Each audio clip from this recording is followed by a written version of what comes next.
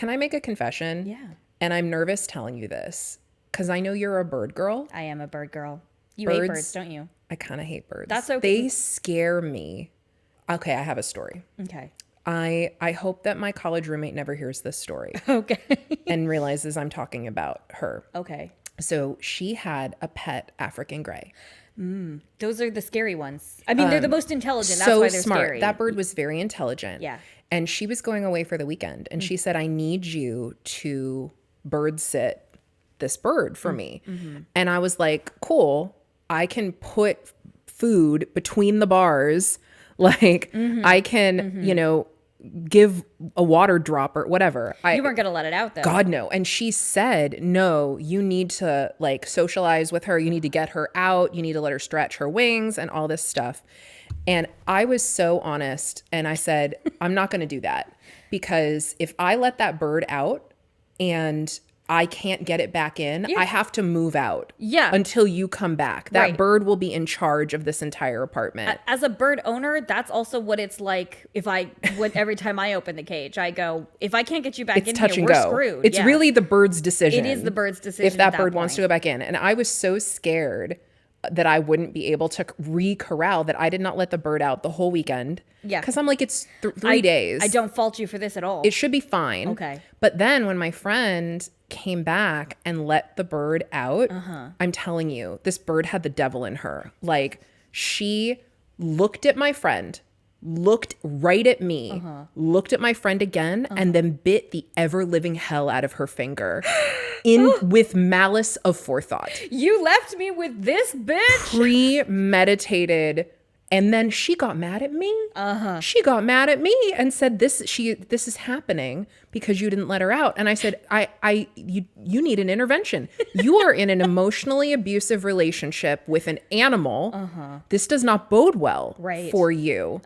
So that's my bird trauma. I come by it legitimately. That's fair. It's so scary. I'm also in an emotionally abusive relationship with a bird. So, you know, the only thing that's going to fix that, though, is his death at some point. Can I tell the listeners what you told me the other day, which is that you had 2 birds. I had 2 until birds. very recently. Very recently. R.I.P. Cutie. Literally like a week ago. Yeah. And that since Cutie passed away, your other bird, whose name is... I wish it wasn't this. It's Butch. Oops. Awkward. Yeah. That since Cutie passed away, Butch has been like celebrating. He has made some of the nicest noises I've ever heard him make. He wanted to be an only child. He is literally going around going, "Ding dong, the witch is dead right now." Oh my God. Yeah. Okay. And you're trying to tell me birds are not the worst animals. I didn't say that they weren't. I'm just saying that I own a few. And on that note, tell them about the podcast.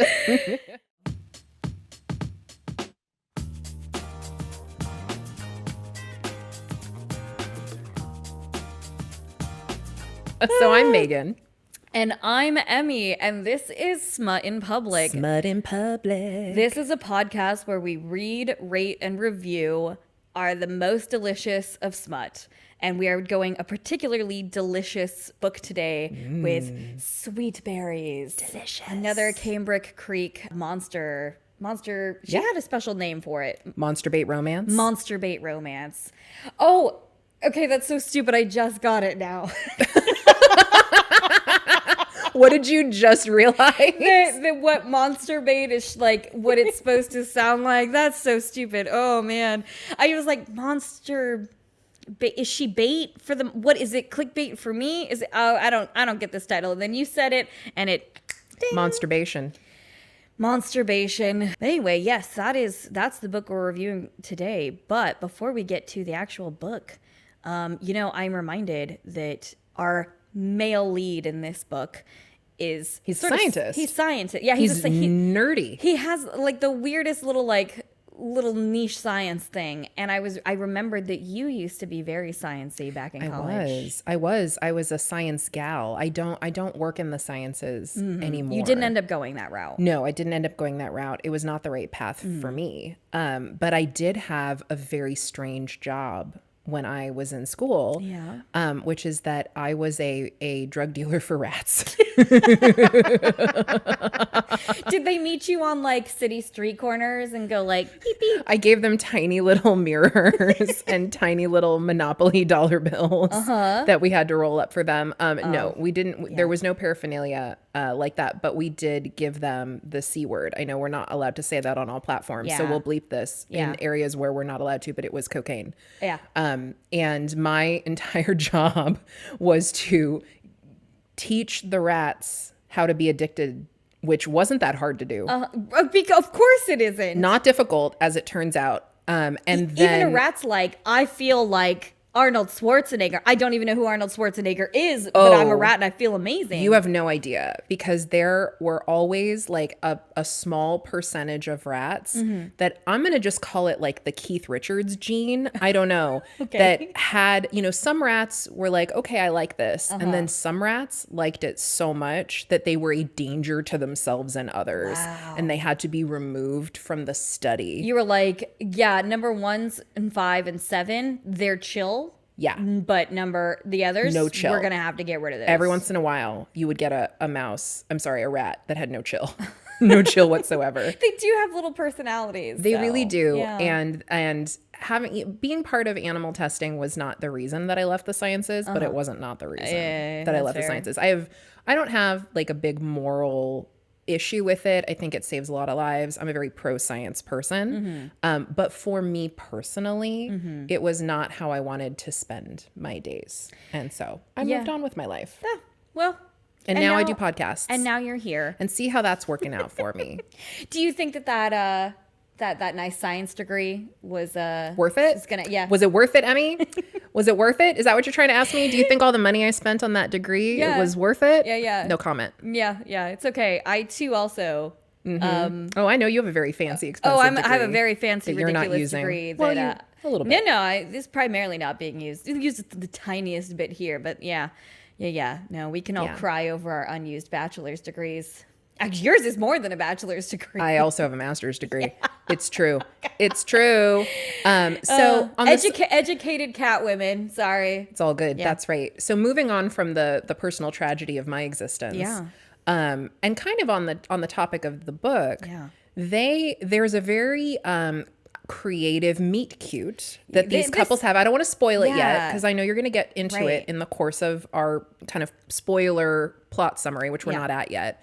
But I want to know, do you have like a weird meet cute for someone you ended up dating? Yes, I do. Just about me. I'm polyamorous, and I currently I'm currently in a triad, and I'm also dating another person. Cool. So I currently have 3 significant others, and we've all now been dating.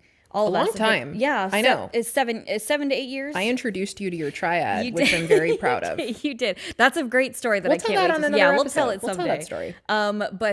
But this particular thing, this has actually happened to be the first date that I went on with Paul and Jess together.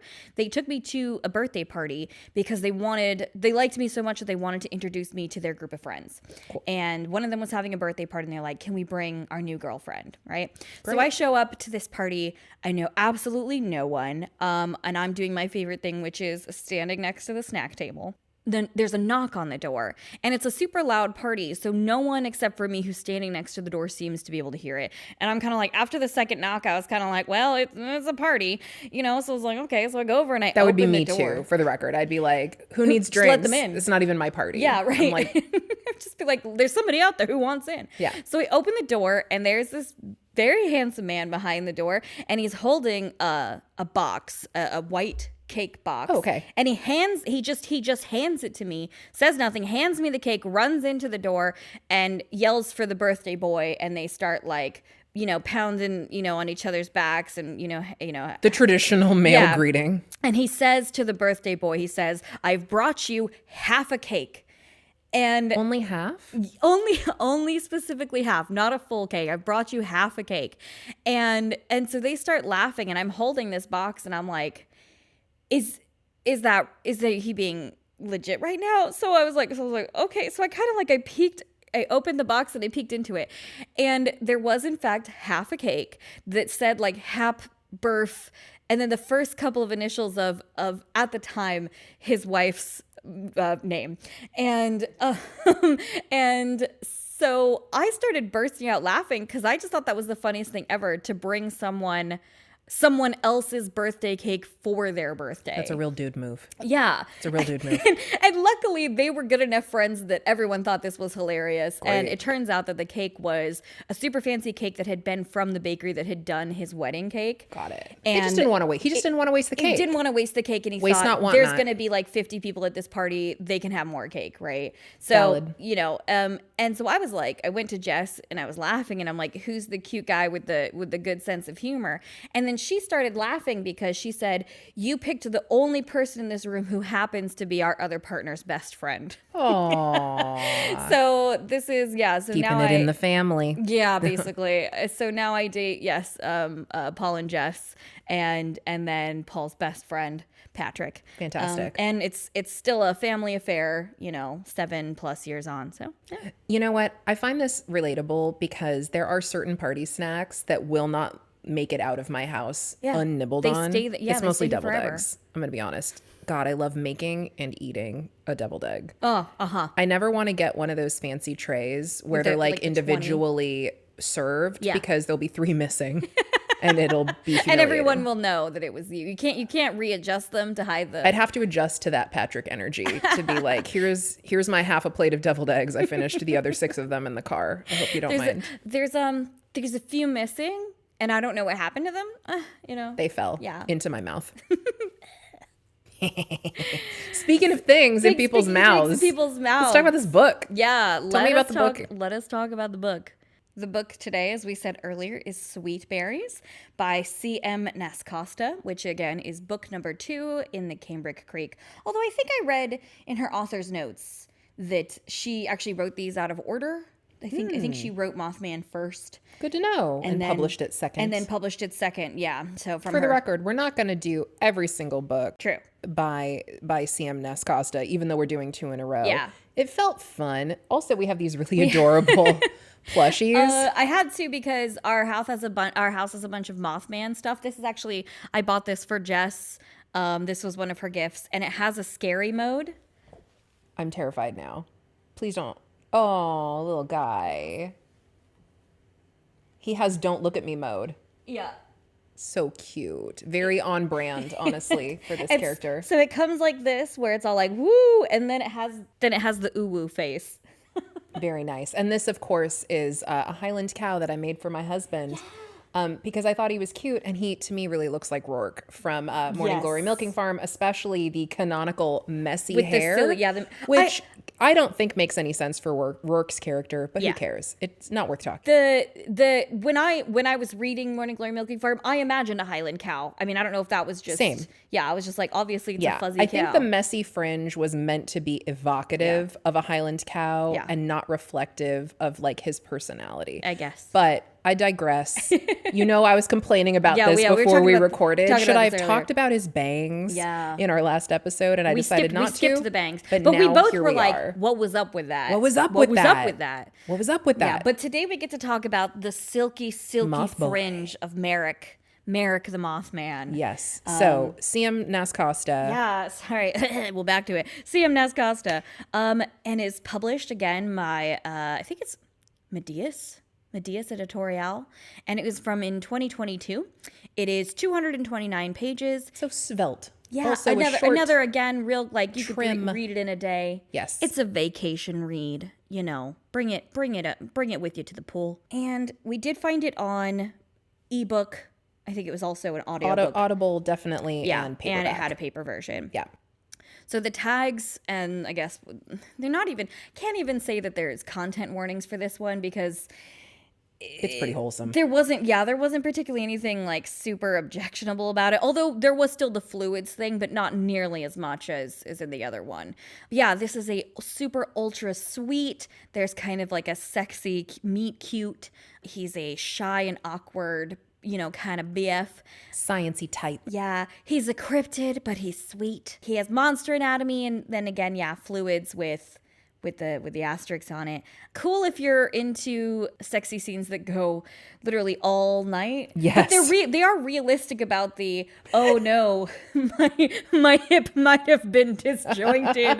My cervix is in pain. I was appreciative of that. So I have to interrupt you because I had so many questions while I was reading this book about how accurate was she pulling from like actual moth anatomy, from moth habits, Right. because obviously she's trying to get the vibe Yeah. of moth. Right. But I'm so curious if all night sexathons are a moth thing. Is this like Right. moths only live a short period of time? And so Oh, once they man. start reproducing, they like go 48 hours straight? Right. Because that's kind of how it feels. That actually doesn't seem that crazy because that Right. seems like a that's just awful to say, a fly thing. It's got to right? be a moth We're stuck thing. together. Okay. Right. So there's so she's pulling like pieces of moth lore, not Mothman Not lore. Mothman lore. Actual animal, the moth, Yeah. into elements of this story. Okay. So my spice rating for this book was 3.5. I would concur. Yeah, 3.5. There are some spicy things, but nothing other than the fact that there's a Mothman involved. Nothing that's going to, have anyone clutching their pearls. Yeah. It's pretty tame once you get around to it. And maybe our meter is off. Maybe I that's gotta get some true. listeners to comment what their Man. comparison is, because maybe we're just jaded old biddies. So that is that's actually come up in my life where no. I'll be like, somebody was like, they're like, well, are you kinky? And I was sort of like, not really. And then people who are like with me are like, you're not. Yes, you are. Yeah. And I was like, I think what? maybe our meters are. I was like, what? And then they laid off like a list, and it was like, oh, okay. Fair enough. Definitely no furry handcuffs at my house. No, only the straight metal kind.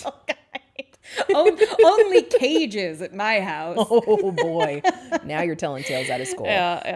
So Emmy, what's the sort of like spice to plot Yeah, ratio? the spice to plot ratio. Is there a plot this time? There was definitely more plot, I Than think. last time? Okay. Yeah, the character Grace she has a lot going on, and kind of Merrick just happens to be part of it, but like she's got a whole life going on otherwise. So her plot, I do actually think there's more of that almost than, or it's about 50-50. It's about 50-50. Okay. Yeah.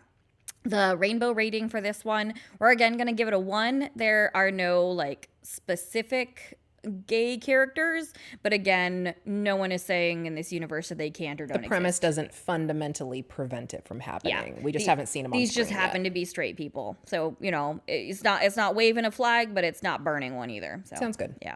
So my sort of general take on this one is again, you're going to come in for the clickbait of, I'm sorry, Mothman, and then you're going to end up staying because it's a sweet kind of lovely romance, and and it just ends up being like, oh, sexy at the beginning, and then like, oh, by the end. So this is again, I'm sensing a pattern. this is maybe this is what she's written this for. It's cozy, it's low stakes. So low stakes that literally like the scariest thing that can happen to the main character is that maybe she doesn't land a deal with the local city government. For what?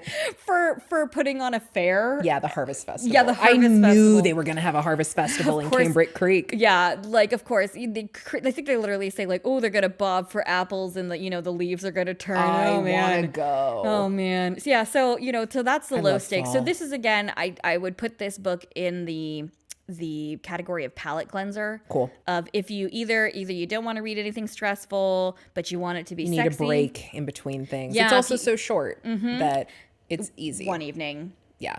Maybe sort of a slightly long evening, but yeah, like a 1 to 2 day book, kind of a thing. So Great. And it's again self-contained. You can read either of these in order. This one before or after Morning Glory Milking Farm, doesn't matter.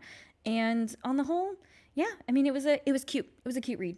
Good. You're gonna hear cute a lot in the book. Oh, and the word adorable. Yeah, we searched it. I looked this up because I was honestly distracted at how many times the main character was described as adorable. 27 times. That means it happened once every 8 pages. And I looked I need it to up. buy her a thesaurus. Yeah, after you mentioned that, I searched and I discovered that cute had also been used 20 times. Oh my God. So we get it. Like We get it. I get it. I get it. Moths Is- are adorable. Is adorable. We but know. they can also be, I don't know, fragile or sweet or I don't know. Anything else. Anything else other than those two. Anyway. Yeah. So we're gonna get into spoilers now. Yeah. Right? Are we gonna do a spoiler? Actually, summary? I have a spoiler-free teaser. I admire you. And then we'll get into the spoilery bits. This is the spoiler-free summary for the book for those of you who would be interested in finding out what it's about. All right, Grace, an event planner for a local farm in cryptid-filled Cambric Creek, has been finding it harder and harder to say no to her sexy coworkers' advances now that her dry spell is becoming more of a drought. She fully admits that she is too horny to think and starts fantasizing about throwing herself at one of her neighbors. On one hot summer night after drying berries on her porch, she decides that the no-strings-attached action she needs is just to take matters into her own hands. As she begins to get frisky, she hears something land on the tree outside her window and gets the feeling that someone. God, it's a bird. It's a bird. It's it could be a plane. bird. Thank God it's not a Superman. bird. It's only a giant It's just man. a giant moth. A super tall Mothman. And also Thank he God. chirps. Blah, blah, blah. That's chirping to you? I don't. Like trilling. Oh, you're doing a trill. Yeah. Yeah. Don't. I'm not a noise person. I'm not a good noise. I was about to try and I got so embarrassed I couldn't do it. It didn't catch itself. Okay, that's pretty good. That's way better than I did. Ooh. It's going a little Wookiee.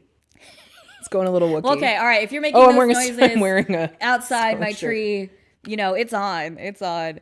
Rather than shy away, the anonymity of her audience instead heightens her excitements in ways that she couldn't imagine. Despite feeling conflicted about her late night show, her nocturnal admirer drops by again, and she can't help but give them the encore they're both hoping for. What could have been a creepy and regretful incident turns into the beginning of an adorable romance that helps Grace heal from her scars of previous relationship and introduces her to a new life under the stars. I feel like that had tons of spoilers in it. Oh, no. In what universe? That was like the first 20 pages of the book. Yeah, fair. Okay, but it is only 229, so yeah, so that 25% of the book then. I don't do math. I mean, all right, I used to, that's fine. We can put the spoiler rating but I on. don't have to do math anymore. All right. One of the great privileges we've had since launching Smut in Public has been meeting authors and fellow creators who share our love of spicy romance. We find new book besties every day, and supporting their work helps us all build a community together. Our new book bestie, Ari, runs the Spicy Romance Book Club. It's an online apparel brand with cozy fits, perfect to wear as you curl up with the next book on your TBR list. The Spicy Romance Book Club is a small, female, POC-led business, and Smut in Public listeners can enjoy 15% off their entire store order with promo code SMUTINPUBLIC. Find your next book bestie by wearing your love of spicy romance literally on your sleeve. Right, good girl? Megan, you're making me blush. Save it for the episode. Okay, fine. Visit thespicyromancebookclub.com and use promo code SMUTINPUBLIC for 15% off your entire order. See you at the bookstore. And now there will be more discussion and spoilers of specifics. Yes. Yeah. We're going to get into it. We're gonna get into the dusty details. Let's talk about the male lead for this book. I would love Which, to. of course, is another cryptid because, of course, it is. Merrick. Sweet the Mothman. I just keep waving at the Mothman. That's probably not anything what he looks like. Merrick the Mothman is the male lead of this book, and he is shy, awkward. I do science. I don't people, but maybe I secretly have a kink for humans. Love that. But, it came to my attention that even though I was like, oh yeah, Mothman, that some people don't know who Mothman is historically. I'm going to confess I'm one of those people. Okay. Because when I heard moth, all I thought was Mothra. And I am now aware that that is not, I think, the goal of what this is. No, that's So not the moth that they will you were please referencing. educate me Yeah, on the Mothman- Mothman myths? So how we here in California and on the West Coast, we have Bigfoot. Oh. Okay. Okay. All of right. course. sort of a Pacific Ohio, Northwest Appalachia area has Mothman. Really? Yeah, and it's from the 60s. So again, like Bigfoot, it is a 20th century cryptid. Wow. Okay, and it dates from the early 1960s, and there was like an older couple in I think it was West Virginia, and they said that they saw a big, like, they're like, oh, it's 10 foot across, it's got a big wingspan. We were out in the woods and we saw a shadow cross, and they were like, it was a giant moth. And Wikipedia was like, it was probably some out of season storks that were migrating at the wrong time. But that's less sexy than Mothman. Yeah, it is. It is. But then a week later, a bridge from that goes from West Virginia to Ohio collapsed, and everyone was like, it was the Mothman. It was, this proves it, that he's out here doing bridges and kidnapping the people. Can I make a confession? Yeah. If you paid me $1 million, I could not have told you that West Virginia and Ohio have a bridge. Well, so that connect was them. my confusion, to be honest. This with is you. not a geography podcast, to be clear, but I assumed there was something in between those two. Is that true? I have to look this up. Please look it up, because I read the Wikipedia page while I was cooking, and I was like, I'm sorry, the bridge between what? I was like, there's a bridge between Ohio and They're right next to each other. Oh my God. Those are two completely different places in my head. I'm sorry, East Coasters. Years old. All of your states are this big, and I don't know where they go. Can I be honest? The term Midwest makes no sense to me at all. Because it's not. It's not. It's though. Mid-East. It's Mid-East. If anything. Yeah. It is not Midwest. It is slightly less east. It is so far east. Okay, well, anyway, Ohio and West Virginia are neighbors. Good to know. Sorry, awkward. Sorry. I'm from California and I'm dumb. Sue me. Yeah, so this is Please don't. So this is their local thing. And so they ended up, there's a town there, and they started being like, Mothman was their thing, like Bigfoot is our thing. So they have like a Mothman. They ended up making a Mothman statue. Okay, well, that's fun. Yeah, it looks, the top of it looks like sort of like this. Now I want to go. But then they made it have more human legs, and it has an ass on it. Oh, it's got a badonk. It's cut. And this was, I think, the big, yeah. I'm sneaking off to Google. This was the beginning of, I think, Mothman becoming a sex icon rather than like a scary thing. Because I still don't, I mean, maybe I haven't found any yet. I haven't seen anything. Oh, yeah, you found the Mothman. This statue is built. Yes. What? And I think this was the part where people were like, Mothman would do. It looks so angry. He's so angry. He looks like, on top, but like steroids. sexy on the bottom. Right. So however, that is not the Mothman that's in this book. No. You know what? This Mothman, the West Virginia Mothman, beat the shit out of Merrick in high school. And he's like, this is why I'm a sad boy. This is right. Like, this Mothman was giving Merrick swirlies at God. moth school. Yeah, yes. That's what's happening. Yeah. So West Virginia, what is happening to you? yeah. So getting back to the plot of the book, Grace leans into her inner voyeur and performs for her mysterious audience a second time while fantasizing about who or what might be watching her. Eventually, a sweet, nervous, neebishy scientist named Merrick the Mothman shows up at the farm to apologize for spying on her, molesting her, and generally being mortified at how creepy all that was. But again, Grace is a perv. She loved it, and she loves that Merrick is nothing like the brash minotaur who's been barking up her tree at work. So she asks Merrick out.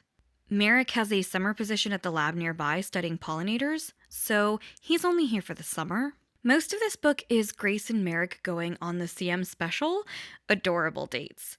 They go through a series of dates to the observatory, a popular local ice cream spot, etc. And luckily, he's not a creep, because in any real universe... Right. The premise is actually horrifying. Oh, yeah. And I'm going to go out and say this. I was less weirded out by the milking farm You're premise. like, that seems like a thing that could happen. This premise legit creeped me out a little bit. Yeah. So there's a guy outside your window. But she's That makes her horny. She decides to put on a show. Yeah. She does it again. Does it a second time. A second time. Yeah. And she is having so much fun doing this for an anonymous person or creature she is unaware of that she even like gets closer to the window. Yeah, she does. I scooted up to the window and then said, "Oh, if only you were in here because then you could have a taste," I think is what she says. And then somehow from outside. He manages to go down on her. Keep going. I'm enjoying. through the window. So how many feet? That has to be like an 8-foot, 10-foot long No, I mean, tongue. especially because Proboscis. she continues saying that she can't see him. Right. So he stays in shadow. Yeah. No, In a tree. If we ever do sexy Mythbusters, Sexy Mythbusters. Tell me more. is how far outside of a window would you have to be to make this make sense? What? Based on what? So like if you're outside a window and it's nighttime and I wear like reflector glasses, right, to catch the lights, as she says multiple times, he has red shiny eyes. How long is the tongue to make You can't this bust scene a make myth work? based on non-reality. You would have to be like, okay, let's take a moth. If we scaled up a moth to man size, how long would its tongue be? Okay, that I am curious about. Okay. Now we're gonna have to get some math on that. Okay. Maybe Get in the next comments. episode I'll Sorry. come back with those calculations. That was a reference to something. Yeah. Our love interest is a slim, sweet, tall, and he's got a ruff ruffle, on his neck, like a warm, soft, and little it's neck. like a pointy face. It sounded like, and obviously like a swirly tongue that's red just eyes, in there somewhere. Oh yeah, big red wings. eyes, and he has antenna that Very like flip expressive with antenna. his emotions. I did think that was pretty cute. But then at one point she does say though that he has a concave stomach, and I was like, what? And then she also says he has insectoid feet. Oh, so I'm picturing like two big toes, Yeah. and then like a bird claw. Yeah, Why like do I keep talking about birds? Yeah, when or they like scare me? like how moth feet actually look. Oh, you mean like a pipe cleaner? That's what I'm picturing, where it's just like little fuzzy toes. I kind of thought that, but she says this like once, and then she just never mentions his feet again because she's like, That's for the best. She's like, don't think about it. Don't talk about the feet. Don't think about it. Yeah, when we tagged kinks for this book, feet wasn't one of them. Feet wasn't one of them. So that's what he. Oh, and he does have big giant wings, and he does fly. Sure, he can fly, and he's strong enough to fly her. Which I think is fun. She did not like though. I imagine. So did he carry her like a baby? So my imagination, because he's a moth, and we're trying to get as moth-y as possible. I imagine that when they flew, it was like up and down. That he's like carrying her through a grocery store parking lot, and all of a sudden they're circling a street light.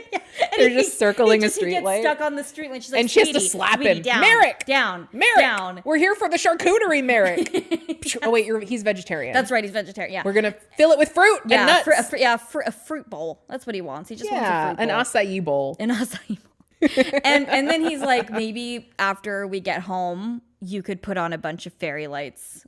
And I can and just buzz around you. Yeah, so I imagine the reason that she didn't like flying with him was because that it was like a moth where it was like up and down, up and down, up and down. Not like that smooth Superman carry. I love that. She's like, I'm never gonna get used to flying. And I'm like, yeah, I wouldn't either. If that's what it was, definitely not. Definitely not. I'm just picturing like, would you, I don't know if I'd want to get carried like a baby. Right. Or if I'd want to be you can't backpack. Yeah, because the wings. So if we were bear hugging, I'd be then looking at the sky. Right. Which maybe I don't think I don't like that. Okay. I don't know. Maybe we could do like a tandem skydive. We could get like a harness. What if we were in a long-term relationship with a Mothman? Get a harness. I think a tandem skydiving harness. Tandem skydive is the ideal. Might be the most practical. I think so too. Yeah. Plus then your hands are free to carry your charcuterie home. Yeah, how are they getting the groceries home? Who's carrying the groceries? Yeah. No, there was a lot of she explained, she also says he has a layer of dust that comes off. Yeah. It's so interesting, the details of Moth right, that she did that go she with. pulled in. Yeah. We talked about birds. Let me tell you, birds are dusty. Oh. Especially cockatiels. And it actually, when she said that she was covered in a layer of dust, and I almost slightly had like a wah. Oh, I was it like, killed your lady "Oh, boner. No. She specifically says, and I didn't wash it off because It reminded it her of reminded him. me of him, and I was like, oh. Take a shower. Yeah. Yeah, take a shower. Everyone's allowed to have a kink. That one was not mine. So It's true. Yeah. So what else about his anatomy did you want to talk about? Because I know one thing you haven't mentioned Yeah. yet that's been on your mind. It has been on my mind. It's the The member. It's the noodle. The noodle. The noodle. It's described improbably. I I can read the description, and it'll pass. It'll pass the censors. I'm open. Okay. Do it. Dark pink and shiny, slick with its own lubrication, the tip tapered to an angled point. The slithering, slippery appendage had begun to widen at its base. It was shiny and wet, and what she'd assumed was the base was merely the start of the first swell. Slippery and smooth, riddled with thick, pulsing veins, the vaguely S-shaped tentacle appendage was nothing she could have imagined. I'm having trouble imagining it. I also having trouble to be imagining. honest. Because I was like, does it have gradated parts? How many curves are in it? Is it? She says S curve. Does that just mean what? Does that mean this way right or this way? or is it that it's wiggling around? I love that everyone listening has no idea what I just did. Is it curving up and down, right, or is left it and side right? to side? Yeah, I feel like up and down is sexier. if I had to pick between the two, I do think I would choose up and down. Yeah. So I think for me, there may have been too much attention to detail Yeah. in bringing in moth facts. I feel like maybe the author went on Wikipedia and she went the rabbit hole. right, and she went, let me find out some moth facts Yeah. and let me translate those into this book. And I appreciate the effort, but I am not sure that some of them are sexy. It was more confusing. And I'm a monster lover. Yeah. I loved Morning Glory Milking Farm. Yeah. I think I like, for me, I was like, oh, this is, sorry, what? I also love tentacles, for the record. We're Right. going to talk about some tentacle books. Right. I have no issue with tentacles whatsoever. Right, she should have picked a lane, I think, on this one. More tentacly or less tentacly. I just think it's in that uncanny valley. I think it's in, where it's like It's you tried too so insectoid. hard to bring realism into it Yeah. that you maybe missed the mark for me on what is sexy. Yeah. And a lot of those details for me cross that line with this one. Yeah, it was just spending so much time scratching the head rather than scratching the itch. Yeah. I kind of imagined it a little bit, especially when they were saying that it was going off. Yeah. That it looked like one of those used car lot. Like dancers. one of those wavy guys that is like crazy. One of the crazy. Yeah, and that it's I like know exactly what you're spurting, talking and about. it spurts for like an hour With the arms up. Uh-huh. Yeah, that has air going up them. And I'm gonna be I don't know what honest, to describe them as. that's not sexy. No, it's not sexy. Flailing in general, not that sexy. Concerning more than anything. And so also on the topic of like realism, she describes a moth family at one point. Yes. And mentions that their baby is a caterpillar. Is a caterpillar. This was a moment where I was like, wait, sorry, hold up, what? Sorry, what? It's a choice. Because she it's just, a big choice. She literally, she throws it out there and then again doesn't pick it up, doesn't have the main character go, I wonder what my children will look like. And like you and me, we hone in on really specific details unnecessarily. Right. Yeah, so she says that she passes a family of moth people in town. Right. And that one is a little bitty moth that like its their wings toddler. its wings can't hold it yet. And then the other one is that they're holding a caterpillar. And this made me think of that TikTok trend where like a lady asks a guy, Would you still love me if I was a worm? but in this case, would you still love me if our baby was a worm? At what age does the baby pupate? Right. So I was like, are you not allowed to take it to daycare until your baby is Or done? do you get a discounted rate when discounted it's rate in the because pupa Because stage? it's in the pupa stage. They're not changing diapers for that baby. No. Yeah. The sort of the fun moth person parts aside. Yes. There were some kind of depressing moth person facts. Oh my gosh, there really were. And, and weirdly, this is part of the book that I enjoyed because that I'm like a Cambric Creek, the town stan. That's your favorite character. It's my favorite character in all of the books so far is the town of Cambric Creek. Because I want to live there very badly. And I really enjoyed like her talking about Merrick's experience in having not lived in a community like Cambric Creek before, and talking about how special it is to him because he, as a moth person, has worked in labs that have been majority human, has lived in towns that are majority human, and has moved in like a world that is not designed to accommodate him and his needs.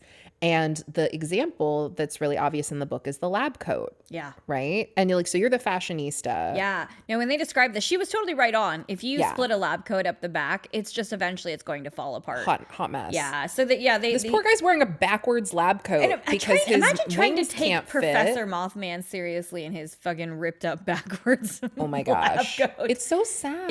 It was like, and it was a bit of like there aren't more services in this universe that cater to creatures with wings. So that was a bit like, oh, well, that's sad. So that was really nice. But that was one of the things where he gets really excited. And that's sort of like, I'm being accepted here because my lab partners got me a lab coat that fits. An accommodating lab coat. It was really sweet.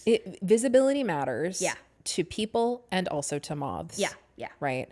And I really appreciated that. Again, it's funny in Morning Glory, I really liked the hornier parts of the book. Right. And in this, I actually really you're like, no, give me more of the weird sweeter social stuff. Right. I like the weird social stuff in this book more. Right. Because the weird social thing, that they keep talking about, is the upcoming mayor race. Yes. Where the platform is anti-pants or pro-pants. Anti or pro-pants in Cambric Creek, because there are a lot of species, including Mothmen, that have internal genitalia. Yeah. So this is an important feature. There's it's like reasonable reason for them to make it's like them Bugs pants. Bunny. Yeah. Right? Or Porky Pig. Yeah. There's nothing going on down there. So you can just Winnie the Pooh it. Yeah. Or not even. You can just go full nude. You do a complete Donald Duck. Yes. And so Merrick is wearing no clothes for the entire book. Yeah. Which is very funny. I made a note on their first date. She asks him, why aren't you wearing pants? Which is hopefully a thing no one ever has to say on a first date in real life. Yes, I completely agree with that. And so, the mayoral candidate is running on a platform of make people wear pants. Make people wear pants. Yeah. They're a werewolf. Which is even funnier because then one of the characters is a centaur. And how would they wear the pants? Right. How would you wear the pants? So that they were saying like now they've invented a thing called a centaur kilt. Like a kilt. Yeah. And that does he wear it like a horse wears a jacket? Like we've got more questions than answers. Yeah. We have more questions than answers on this. But I thought that the goal of Grace and kind of in their dating and their sweet social part of their relationship, I really enjoyed, because she's been living in Cambric Creek for a while now, and she kind of wants him to fall in love with the town as much as she fell in love with the town, which I really appreciate. And, really like the whole hook of the book is that he's leaving soon, which is also a very moth-centric plot point, right? This like month. Impermanence, right? Yeah. He's only here for the summer and then he's gonna fly away to his next like laboratory assignment. Right. And so she keeps trying to guard her heart because she knows that what they have is temporary. And so again, like clearly it was like, how many moth facts and moth adjacent things can we shove into this book? She says he's here for a fun time, not a long time. Here for a good time, not a long time. Yeah. But yes, you're correct. This does feel like another mothism. Yeah. But of course, like a romance novel, that doesn't end up being the truth. No, they wrap it up in a sweet little bow. And of course, this is a happy ending book. Yeah. So, for me, at the end of the day, I feel like I know we've criticized this book quite a bit in this episode. Yeah, I think we're allowed to poked punch at it. We've punched at it. We've punched at it, a but bit. we both enjoyed it. I enjoyed it. Yeah. I have now read it twice. Yeah, same. You know, once when I read it and once to do this episode. I will read any book that CM Nascosta writes. Okay. I will read all of her books. Yeah. And for me, this was not one of my favorites. And that's mostly because like sweet boy, shy, you know, really sort of retiring is not a love interest that gets me excited. Right, that's not who you're after. That's not who I'm after, but I'm glad that that exists. And I think there's a place for it on the shelf for a lot of readers. And I am so obsessed with the cosmology of Cambric Creek Right. that I will pretty much read any story that happens in that universe because I really fundamentally love the Because premise. she's made a good setting, and you Yes. are invested in hearing stories about that setting. I want the details that come out about the town that happen in the background of the romance that's happening. I totally feel that there's definitely series like I've latched onto like that where it's like your meta plot. Yes. That's what I keep coming back I'm for. invested. Yeah. And I can't wait to read more about like Cambric Creek in general. So for me, this book is not one that I'm planning on reading again, but I'm very much glad that I read it. I think 2 is good enough, and now I get to giggle and say, do you want to hear a romance story about a Mothman? Right? Because I could say good to whip that one out. I get the stamp card that says I did that. There's times when I like a palate cleanser. Other times, I personally am more of a meaty book person, which I think one of our next books Is twice the length of this one. Yeah, is much more of a meaty one, and I am really looking forward to talking about that one next. So, but yeah, this was a short one, and you know I like those every now and then, but I personally like them a little longer. If the book hasn't made me cry by the end, it almost doesn't get a 5 stars from me, right? You want books that hurt your feelings? I want it to hurt me. Nice. Oh, I have some ideas for books to make you read then. So this one for me has to top out at like, it's like a 3.5, 4 stars. It was fine. It was nice. Yeah. It was lovely. It's a 3 for me. It was fine. It's fine. It's fine. It was fine. Yeah. But I'm glad I read it. Yeah. Like I said, and I am a stan. If you I are am liking a CM stan. if you're liking the meta plot of Cambric Creek, then read this one. Read it. Yeah. Read it. All right. Well, this was so fun. Yeah. Thank you very much for listening to Megan and Emi and Smut in Public. It's Smut in Public. And we'll be back next week. Thank you so much. All right. Bye.